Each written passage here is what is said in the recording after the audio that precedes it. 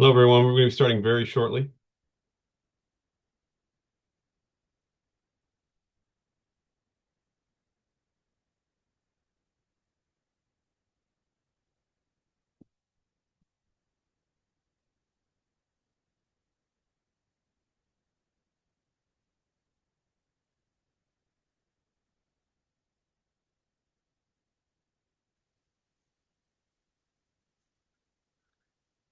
There's Amy. We got Ryan Yep. Let me get my share. and our guest. I think we're all here now, Keith. All right, ready to go? Okay, welcome back, everyone. If you're new, welcome. This is the Stroudwater Associates Revenue Cycle Institute. Really happy that you're here with us. This is the second session called Driving Financial Performance Through Strategic Revenue Cycle Oversight. Again, we've got some Stroudwater leaders with us here and some trusted partners who bring some deep experience in rural strategy and finance and operations and, of course, revenue cycles. So with us from before, we've got Amy Graham and Ryan Brenneman from Stroudwater. And now we also have two new guests. We've got Kristen Cole. Kristen is Chief Nursing Officer and Chief Operating Officer at Spring Hill Medical Center, which is in Louisiana. It's a top 100 rural and community hospital. Kristen supports operational performance improvement, process improvement, and revenue cycle optimization to enhance patient care and strengthen the organization's financial health. She brings expertise in rural healthcare leadership, Lean Six Sigma initiatives, and collaborative team development. And also with her is Marilyn Goodwin. Marilyn is Director of Health Information Management and Privacy Officer also at Spring Hill Medical Center. And Marilyn brings nearly 30 years of experience in HIM and revenue cycle operations. She supports coding integrity, regulatory compliance, and accurate clinical documentation to strengthen financial performance and safeguard patient information. So let's begin. Amy, you want to kick it off with your slides? Alrighty, I will do that. So thank you everybody for joining us, for hopping over to this one. I just want to thank you for your time today. We know your time is valuable, and really trust that you will get some new information out of this. So let's just start.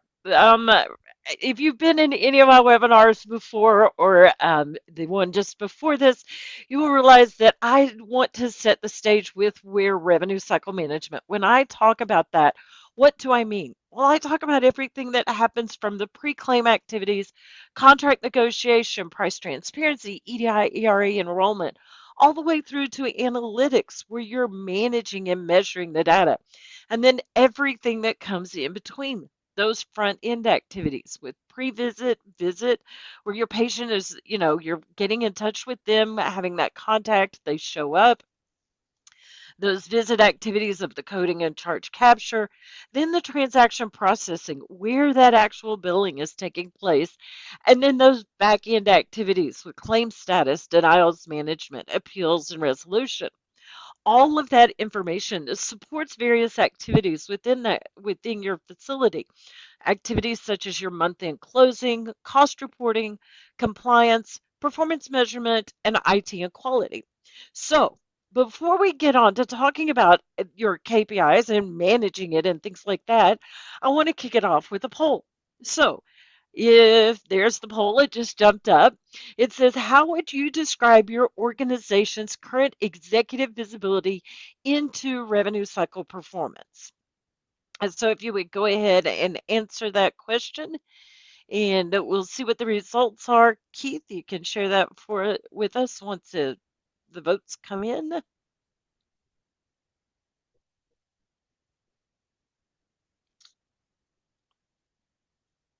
Few more seconds on the poll. While everybody's answering that, remember we'll have a Q&A session at the end. So if you have any questions going along and you want to put them into the chat or the Q&A box, please do so, and we'll try to address them at the end of the session. Yes, we are monitoring that as it goes along. So feel free to interact in this conversation if you would like.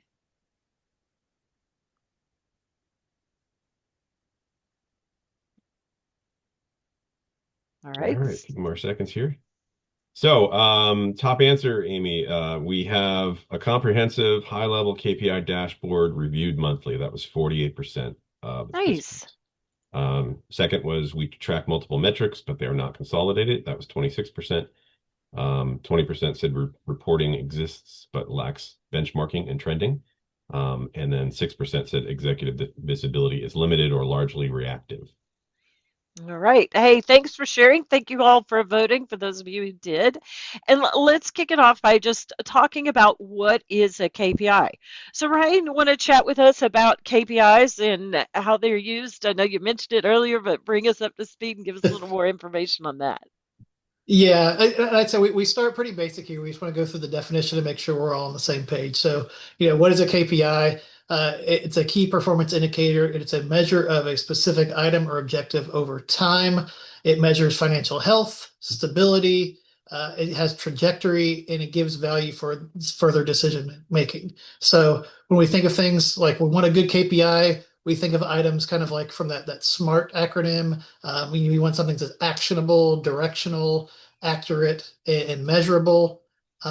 We also want it tied to at least one business goal, so it's something that we really care about. And then just thinking of those words, we want it to be key. Again, it's tied to something important, it's worth paying attention to.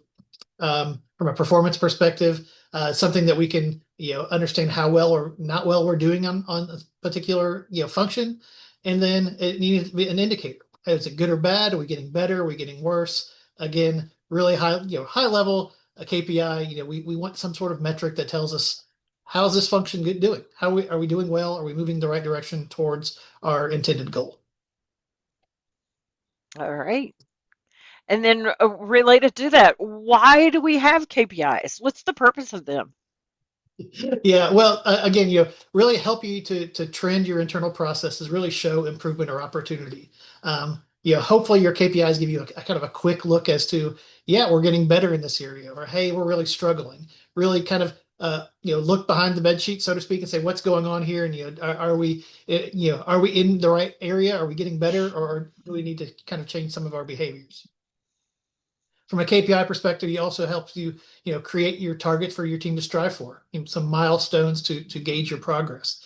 Do you have a goal in mind when talking about DNFB? We talked about before, days not finally billed, or from an A days and AR perspective. You have a target, something that you're trying to achieve, you're trying to attain and move towards.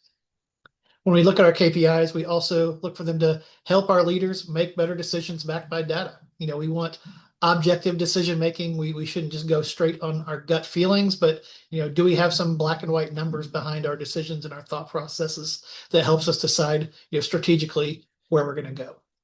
And then finally, here for the purpose of KPIs, we really look at them sometimes to recognize breakdowns or opportunities for improvement.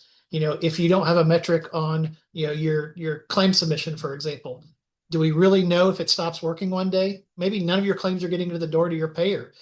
We have a metric or something in place that says, let's raise the flag for a second and say, we've got something to fix. Let's go back and address that. Mhm. Now, they really are powerful too, though, Ryan, in that, they help you get to the root cause and trend identification. It's I like to explain it to people that sometimes we know we've got a problem, but when you've got these KPIs, you can really track it down to say, hey, look, here's a trend here. Let's look at this and understand why this trend occurred. And Marilyn, Kristen, when we start talking about your data, that was one of the things that came up. It was like, oh, there's a problem here. We're seeing this. It's one of the things that you hear a lot in the marketplace now is, should we be participating with this Medicare Advantage plan? Do we need to, should we have a contract? Oh, this hospital's getting out of it. When you have KPIs in place, they help you with that payer relations and communications. You can hold the payer accountable for how they are performing just using that data and the information you're tracking as part of the KPI. But then at the end of the day, though, your KPI is your first line of defense. It helps you protect your AR. If you're monitoring and measuring this information and tracking it, then that you have that, you've got your eye on it. It's not over time, just creeping up because you haven't had your eye on it, but you got your eye on the ball, and it's that first line of defense to protect it. So Marilyn, Kristen, can you tell us about Spring Hill? It's in Louisiana, right? Critical access hospital. Do you have rural health clinics there at your facility? So we are a small rural hospital. We're not critical access, but we do Oh, have about 48 beds. We have two rural health clinics that are both in this town.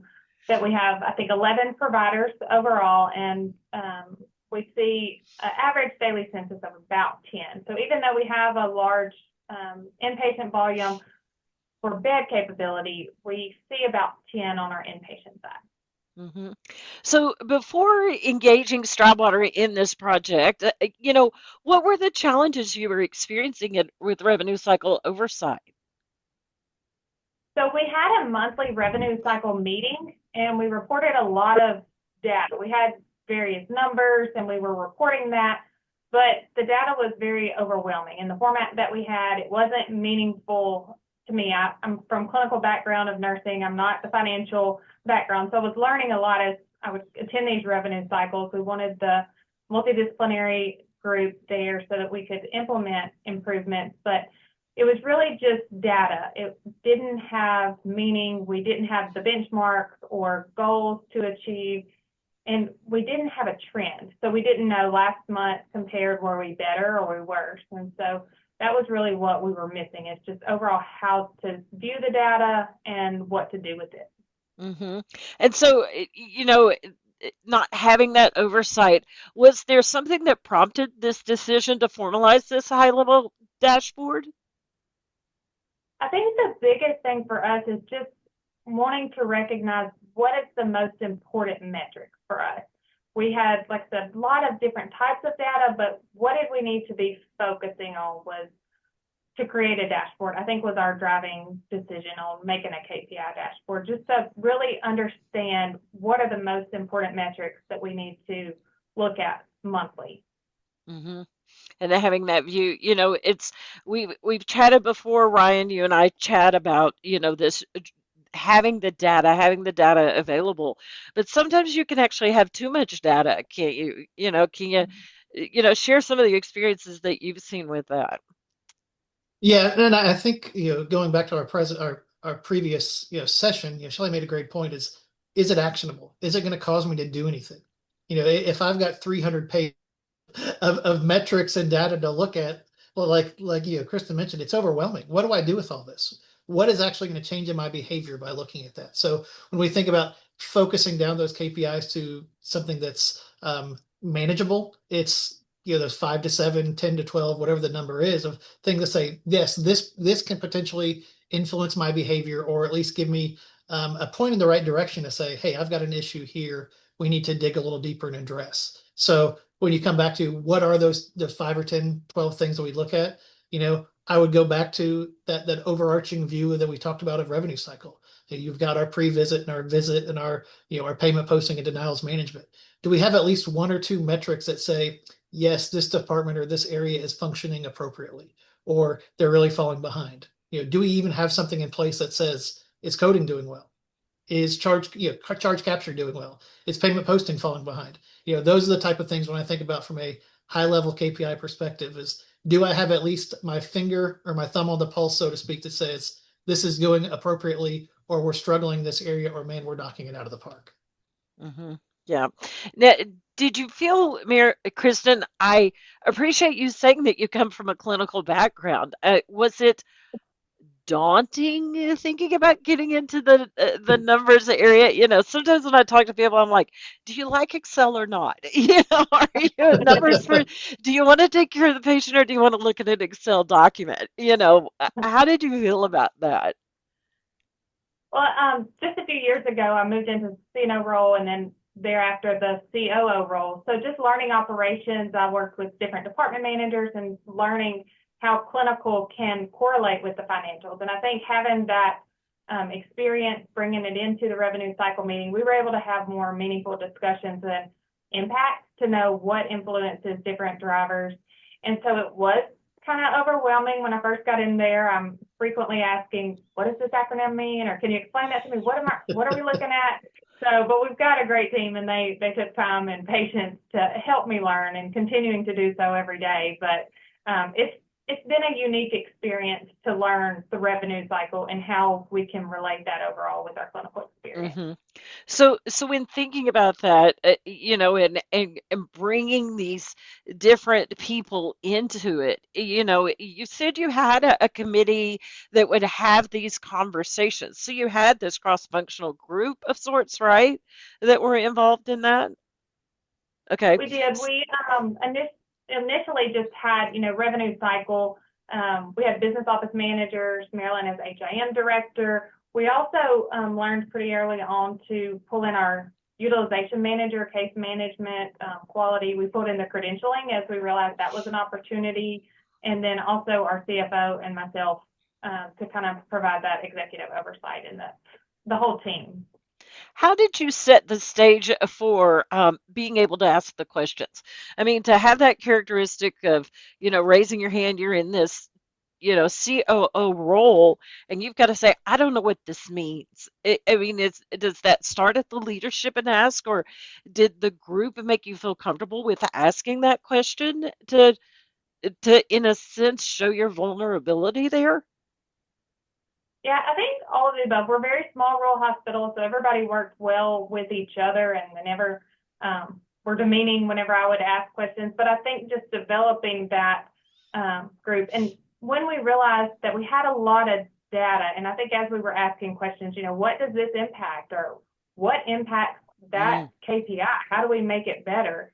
That was where it was very helpful to identify that we needed that KPI assistance in development of what's the most important data points, and then how do we know when there's a problem. That, you bring up a good point that this data, what impacts this data element? Because so many times you get the information and you're looking at it, but it's like, but wait, why did this go this direction or go that direction? And setting it up by, creating a KPI dashboard, you're able to sort of focus in on, as Ryan is always, saying, those 3 to 5 to 7 measures that you're looking at, rather than all these pages of data. You've got so much. Let's just hone it in and really start looking at it from a high level and having that discussion and thing. So, oh, I hit too many things.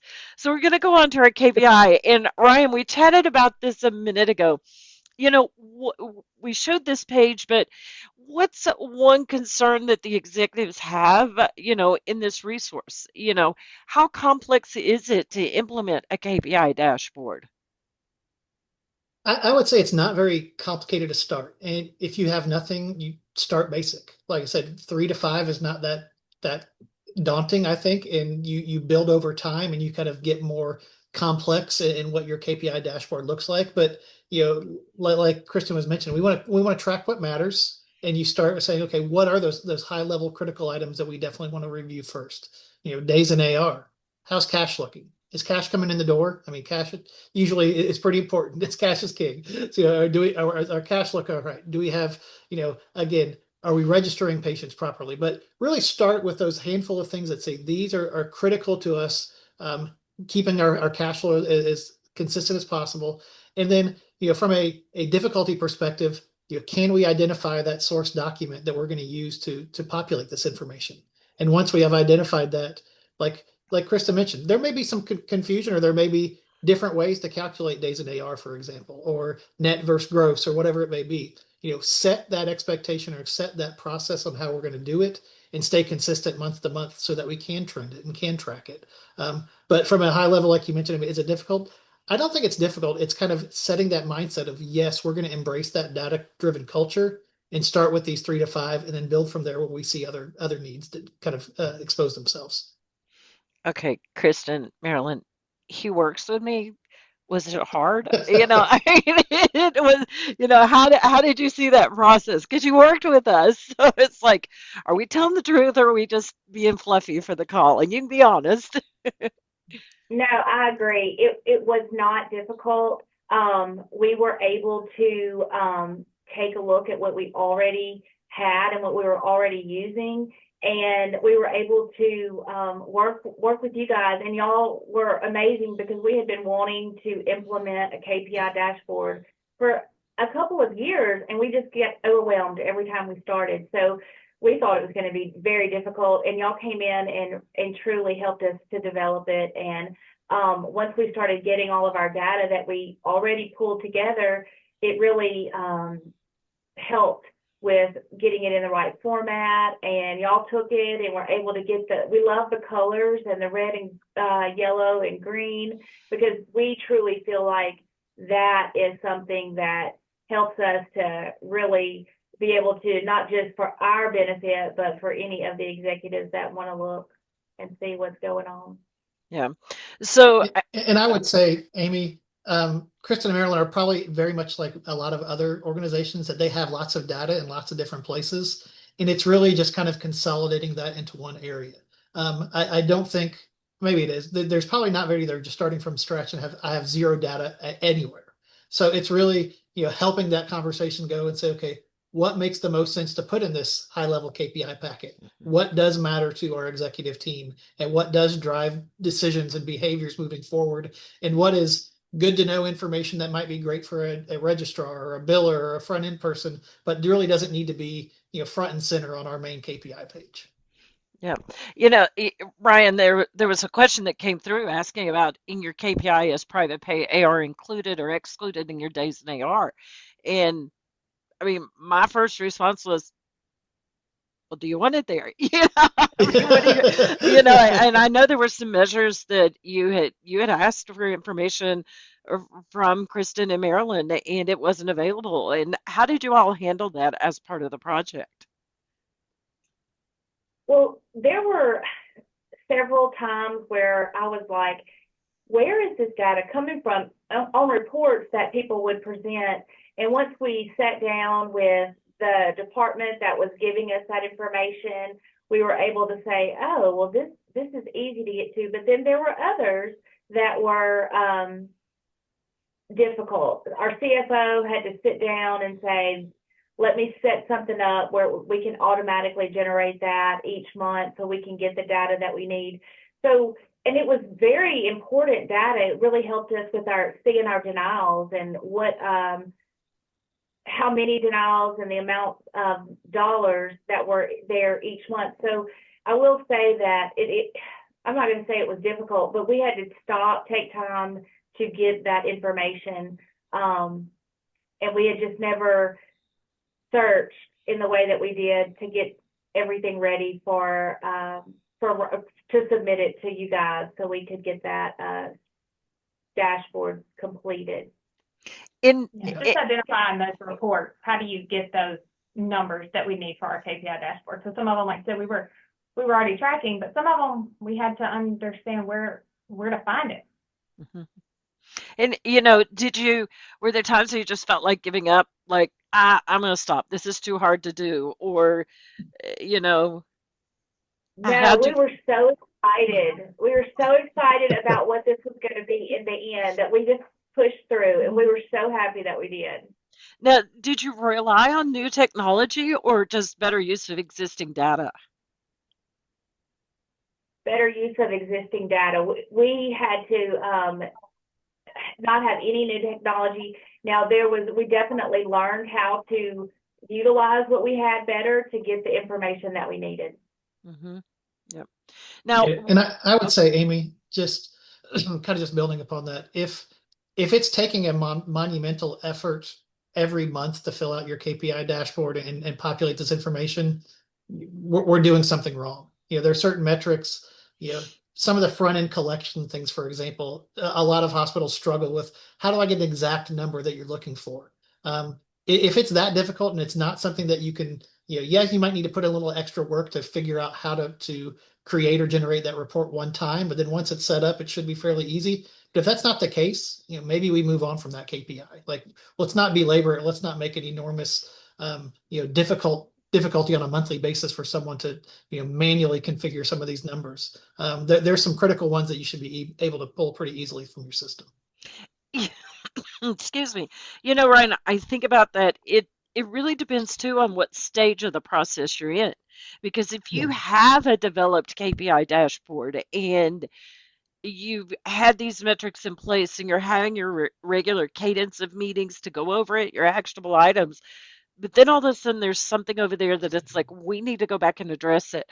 I'd challenge you all to just that you put the time and effort in. It's as Marilyn was saying, just push through to get the answer on those things. When thinking about if you have private pay included in, you can have it as a separate line because that's an issue for your facility and you really need to dig into it. And I think about this project when we implemented it and as we were looking at the data, all of a sudden you're like, can we get a report on denials? Because that's the issue for our facility. And it really helped drive conversations and drive additional expansion of what you started out going for.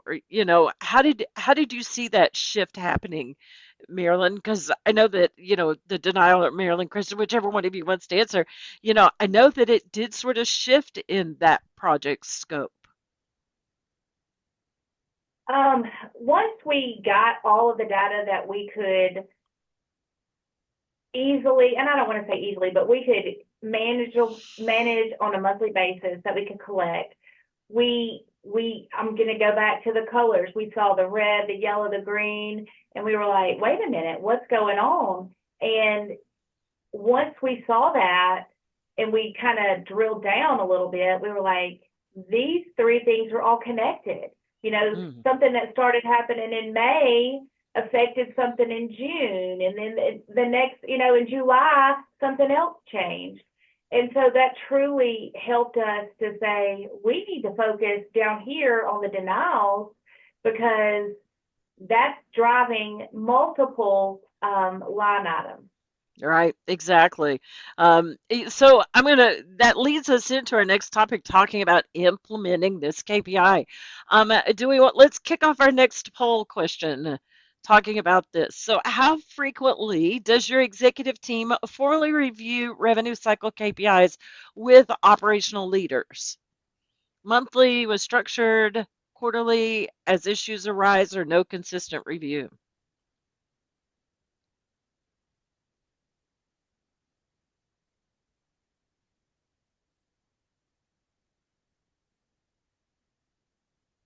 Looks like it's settled down here.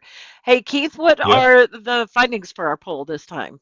We have 56% is the high for monthly with structured accountability.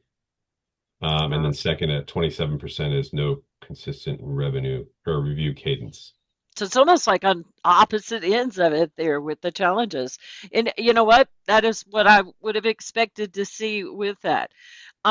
So when thinking about these trends and anomalies and looking into it, Marilyn, you mentioned that this happened in May and this led to what happened in June and July, and that was one of those. I remember that meeting. I think I'll remember that meeting for a while now because we talk about KPIs and we talk about challenges and trends and the KPI when you have a dashboard, it's not to show that your entity doesn't know what's going on. What it does is it gives you the data to support that something's going on. Because I had that conversation with you too. I'm like, wait, your cash has dropped off. What happened? I mean, that was like, your cash has dropped off. What happened? And you were like, well, we had a physician who wasn't releasing claims. And I'm like, really? Well, let's go check. And you could, as you're saying, you could track it back to when that problem started. And that metric went out of whack. And what was crazy about it is it didn't go out of whack by bazillions of days. It didn't go from like 1 to 15 days, discharge not final, DNFB. It went from like 1.5 to 2. But that small change, and I'm making up those numbers, so like, but that small change really did impact it. You could see how that impacted your AR days, which then led to the cash. But what it also showed is that you're not going to be able to correct that ship overnight. I mean, I think, Kristen, that's what you said, is that we're not going to be able to bring that cash back immediately. And, how does it help with those discussions now within your organization? Um, has it led to, measurable improvements and things like that in those activities and holding the people accountable for it? I think so. It was really interesting to see that, like you said, we saw the decrease in cash collections. I think it was in August, and then we looked back to that provider and noticed that we had a decreased BNSB in June, and then we had the increased AR days the next month. And just seeing that overall helped us to key in, especially with the color coordinated indicators that Ryan built into the spreadsheet for us. We were able to identify those issues earlier. And I like that you pointed out on the slide here that the first answer is not only the only answer is that the denials. We realized that was a problem. Well, it was very easy to blame that all on the physician documentation being delayed. But as we dug in, there were timely filing. As we developed that spreadsheet, there were timely filing issues. There were level of care, level of care. Sorry, LOC. I'm learning all the acronyms again. But just knowing that the patients were placed in the right level of care, inpatient versus observation, had an effect on that, and as well as registration piece. Did they have the insurance information right on the front end? So I think just digging in to determine what are the opportunities instead of just looking at one of the influencers really did help us to dig in and understand how to bring action to that KPI. Yep. And it also helped to know that it was almost like a 6-month curve. When something started, it took 6 months before, in the end, everything was back to normal, because you couldn't stop the train, if you will, in 1 month. It took time as we saw those 3 indicators fluctuating. Yep. So, Ryan, can you share how this proactive identification of issues will change financial outcomes? I mean, you know, in this instance, it's going to take 6 months to stop that process. It is the, I mean, are we saying that it's going to take 6 months for everything, or can you proactively get ahead of it? No, I mean, I definitely think there are some issues like that it's going to take a few months to resolve itself, but others, it can be a much quicker turnaround. I kind of look at your KPIs often as it's kind of like that indicator on your dashboard. It's like, hey, I need to do something and let's start digging into this area. So, if one of these numbers goes haywire or sideways, then is the time to, okay, we don't stop at the KPI, but like was mentioned, ask why 3 times. Let's start digging into what's occurring. And maybe there is a proactive solution that we can fix on the front end that generates more cash 2 weeks from now. So there's definitely opportunities and options where that KPI metric and that dashboard have that immediate impact to claims that are going to be going out the door next week. We change that behavior. We fix the issue immediately, and then great, we're creating that improvement in financials almost immediately. But from a denial perspective, yeah, there's sometimes that it may take a little bit longer. Yeah. I would say too, it's in this example that we're getting, this wasn't a financial area that was the impact. So many times when, we talk about AR days, everybody's looking at AR days, why are AR days up? And you want to focus on the things that are broke, broken of sorts within revenue cycle. But you know what? Sometimes that root cause happens outside of revenue cycle. And that's why you really need to have that engaged team to spot those trends and anomalies. And um, I think, Marilyn, you mentioned about how you've got timely filing, and Kristen, you were sharing about, other factors that are in place, that first answer isn't the only answer, that there are multiple factors at play in really doing it, but then to also step back and understand that if you ask the questions and if you really, there's nothing wrong with being known as the person who always asks why. It's like, well, why did that happen? And what does this mean and why?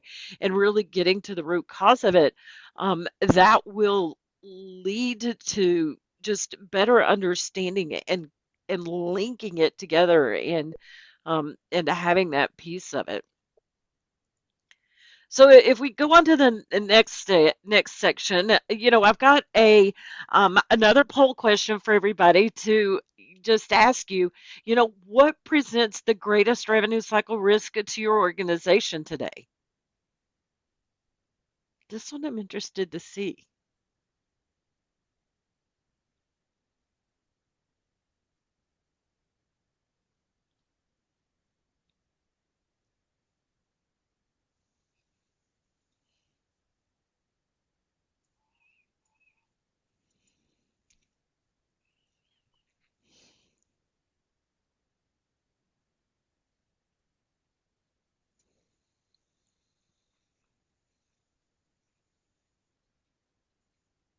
About 20 seconds left on the poll.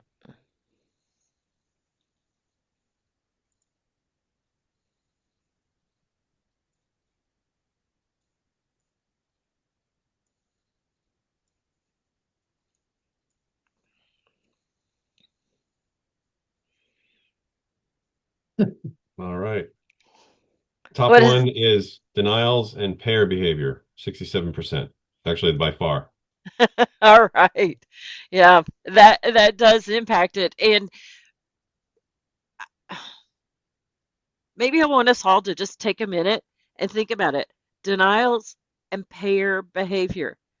Nothing in that statement is internal to your team, is it?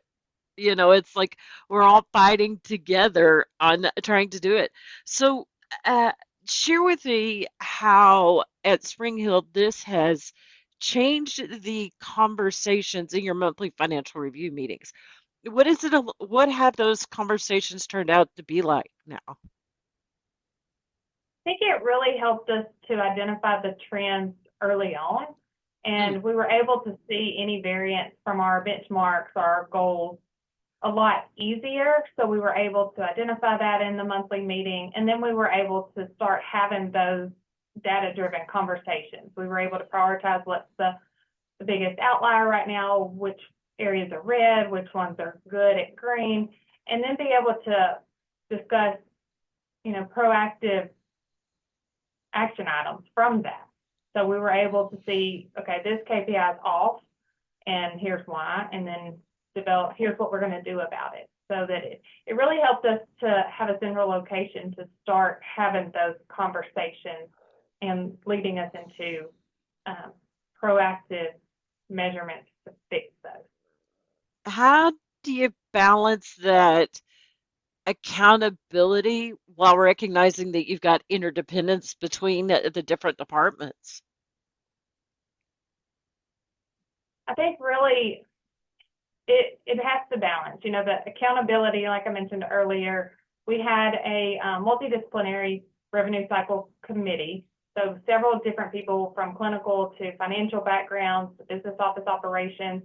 So we knew that each of those KPIs were interdepartmental influences, Hmm. but we were able to collaborate on the solutions and ultimately assign the accountability for each of those KPIs. We developed a central report that we were going to make sure we had consistently the same report, the same measurement, and then assigned a person to report that indicator.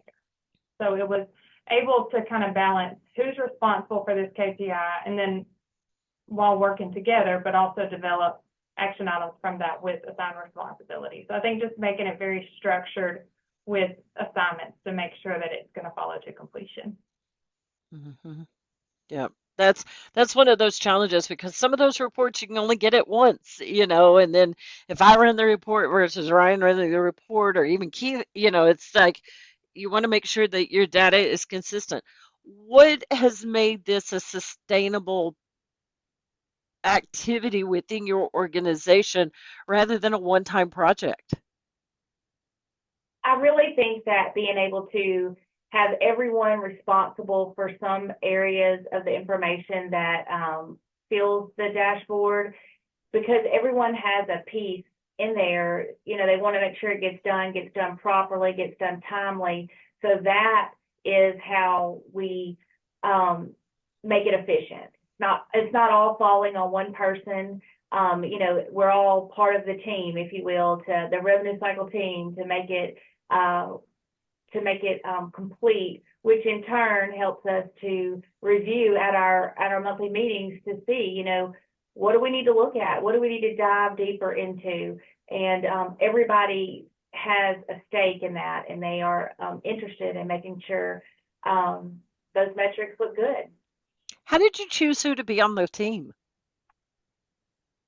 Because we got a question that So was we've had like, go ahead. we've had a revenue cycle committee for several years now, and it was basically your business office manager, HIM, and we finally started pulling in, the utilization, and then Kristen came in for a clinical piece, and our CFO was kind of over that.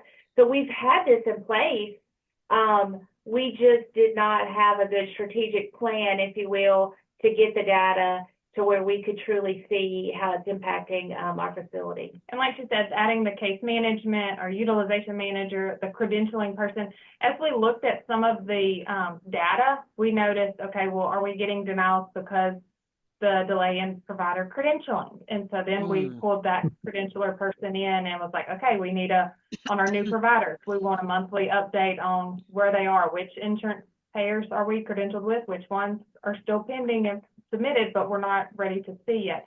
So it gave us a way to make sure that we have all the key people there to communicate and hold them accountable monthly to make sure that we're getting some progress. So I think really just from opportunities identified that we need to look at who to bring in and collaborate with us.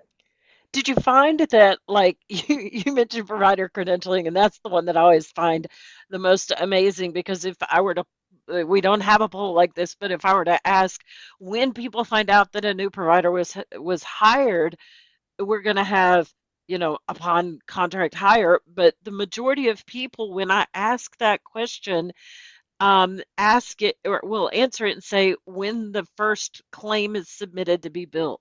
That's when they find it because it gets stuck in the clearinghouse and it's like, wait, we hired Dr. Graham. When did we do that? And they're like, oh, 3 months ago, that type of thing. Do you find that by having this committee with these actionable items that you've able to move the the remediation, the getting to the root cause, move it closer to the beginning and not catching it in the end? I think so. I think having the right people in the room for the discussions allows us to dig in and identify the opportunities faster than if we have to follow up and discuss it next month or via email.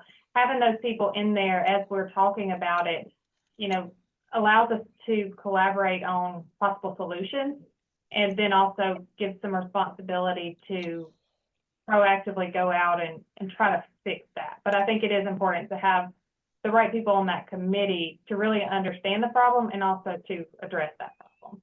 And almost like it's like if you think back to roller skate, it's all skate time. If you want to come to my revenue cycle meeting, we are happy to have you here, because you own a piece of this process as opposed to, oh, seats taken, you can't sit next to me Right. during this meeting and things like that. The more you bring up a good point that the people who are involved in the process, having them involved in your meeting and having that conversation to where it, it's like you were telling them what you do is valuable and what you do matters to me because it really does at the end of the day. If that provider enrollment, I feel for that person because it takes like 90 days to get enrolled in Medicare, and when the hospital's going, well, why can't they see patients yet? It's like it's not their fault. But you just need somebody with that understanding to be able to say it's not their fault. But if they tell you this is where they are in the process, we're 45 days in, here's what's happening. And then it really does stick a little better, and building that engagement within your entire organization and that committee to really see that there's a light at the end of the tunnel and working through that. So, I agree. And with our organization, we're fully transparent with that kind of stuff. It's not like only the business office manager can see this report and no one else, even though they have some influences. And, with the credentialing as an example, the practice manager also attends that meeting over the clinic. And so by having that attendance in the monthly meeting and the spreadsheet from the credentialing, they're able to identify, oh, well, we can see this payer, but we're not able to see that payer. So having some type of dashboard to communicate that makes it a lot more efficient as opposed to, no, they can't see patients yet. Well, they can see a few of them, but let's just make sure that it's appropriate and that they're credentialed. yeah, you've tied the financial, you can't get paid if we don't get this done, and really, closing that loop and closing that gap for them. So, yeah. Well, Sure. thank you for sharing that. So, Keith, I know I'm almost at time, and you were getting ready to raise your hand and let me know. So, Yeah. with that, we do have a call to action. Just, looking at developing and monitoring your KPI dashboards, evaluating which high-level revenue cycle metric provides the greatest insight into that final risk. Leveraging your structured monthly KPI revenue to shift from a reactive to proactive. And, Kristen, Marilyn, you've really shared how, moving that earlier in the process is proactively addressing things that are going to cause challenges for the AR. And then quantifying the executive level impact of disciplined KPI oversight, where you all are just sharing that information. Um, Before we open this up for a final Q&A, is there, just what would be, the one thing, that piece of advice that if you were starting over or doing this project, what's that piece of advice that you would give to an organization? I think we wish we would have done this much sooner. We were, I would say, fearful of trying to figure out how to get it all started, and it truly has benefited us, and we wish we had done it much sooner. Yep. Kristen, do you have? I agree. I think doing the project sooner and really helping us to identify, it was helpful for us to know what were the main KPIs, Kevin Stroudwater's expertise to guide us, like, okay, these are the things that we can focus on. There's a lot of probably unlimited data out there, but being able to focus on those main KPIs, understanding the influencers of those KPIs, and then also having the goals or the benchmarks there. And I think if we were to do this project again or starting over, like you said, we would even expand it to include our rural health clinics. We've kind of talked about that, but we've really focused on our hospital KPIs as they're done differently in different systems, but we would also want to know kind of the health of our revenue cycle, our rural health clinic revenue cycle KPIs Yep. as well. So I think we'll expand to them. And Ryan, what about people that they've got it in place? They are having these meetings. What's that piece of advice that you would leave to them to, looking? Yeah, I would just say look at the trends. I think the trending is really valuable. Example, days in AR is 60. It gives you a little bit of information, but not a ton. What if it was 80 last month? Yeah, we've made an enormous improvement. We're doing great. But if it was 40 last month, okay, we've got a problem. So I think just using that trending is kind of that piece that a lot of folks might miss. Yeah, we've got a KPI dashboard where we don't really evaluate, the trajectory from a month or two ago, or maybe a year ago. Just evaluating all those and kind of going back and looking at that as kind of a piece of the puzzle as well. And then the other thing I would say is just from the polling questions, we've had a lot of folks that have KPIs, but they're not meeting monthly to even evaluate them. So you're really missing out on that value if you're not actively reviewing them and having that meeting with those RCM champions or that multidisciplinary team that says, this is what we're seeing. What are we going to do with this data? And and I would say just take one. Just start with one.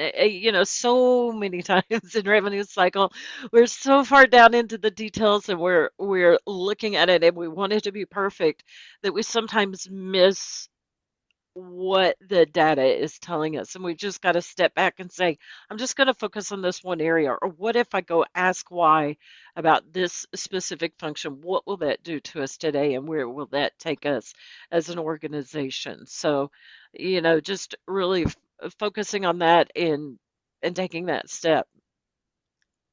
So at this point, we've made it to our Q&A. We've had a few come through that we've answered as part of it. And, we've answered the question about KPIs included or excluded in your days in AR. And so, I would include them as part of my days in AR, but I would also look at it excluding it. So yes and yes. And then, here's what I will say as we are closing this session. What you do in revenue cycle, what you do in your rural communities really impacts your community. It's hard, it's challenging, it's not an easy task. A lot of times what you see are a whole bunch of problems day in and day out. And the reason you're seeing the problems is because if there wasn't a problem, they're already paid. So I just want to say thank you for what you do, for the commitment that you make to to your town, to your community, to your facility. Thank you for taking care of the patients that you do. Marilyn, Kristen, thank you so much for your time today. It was an hour out of your day and a little bit more than that because we've had meetings to discuss this and the project. I really appreciate the effort that you've done. So just want to say thank you to everybody. For those of you who are listening, we appreciate your time that you've given us. Ryan and I, we do talk about revenue cycle day in and day out, and we're happy to chat with you more about it and see if you had any questions. And as I jokingly say, but I think my family believes me, they like it when you call and talk to me about revenue cycle because that means I'm not talking to them about it.